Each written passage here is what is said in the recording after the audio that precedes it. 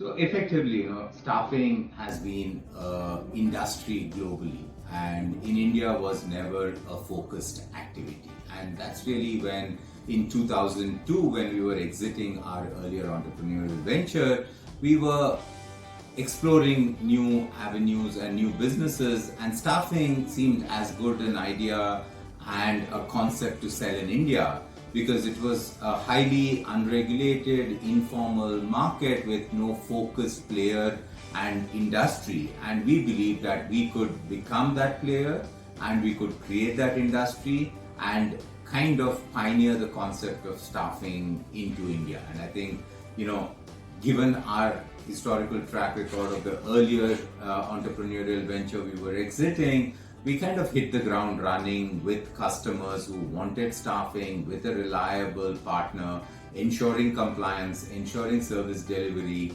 and addressing the needs of the employer, the candidate, and the associate. And I think that's really the origins of TeamLease as we see it today. I think both of us will say that it came from the customers of our earlier venture. Right, when we had India Life, we were a B2B company. We were doing one particular part of HR outsourcing there. And when we sold India Life to Hewitt, and then which later became Aon, a number of customers started telling us that their pain point was staffing. And at that point, we did the research. So I think in the case of TeamLease's primary idea, we would probably have to give credit to our customers more than take it ourselves.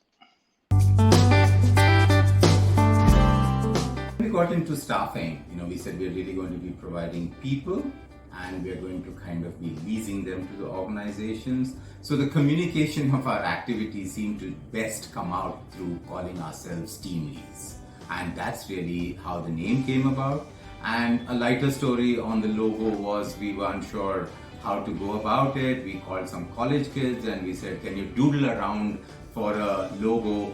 And the logo that they came up with seemed to represent people sitting around the table and people working together. And that seemed like a good logo to go with as imagery of what we would be doing into the future.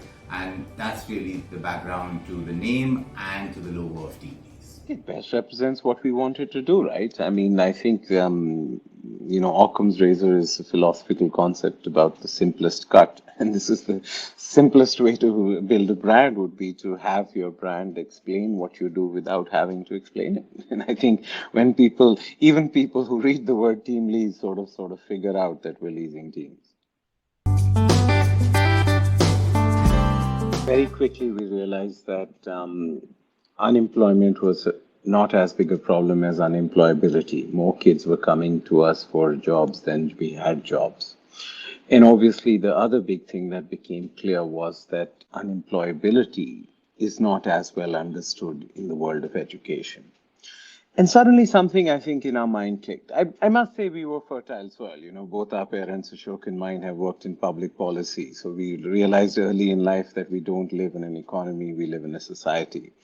But I think something clicked in the early years. We realized that we can be more than a company. We said we wanted, when we sold our first company, India Life, we said we wanted our next company to be three things. We wanted it to be fun, profitable, and good for India. Now,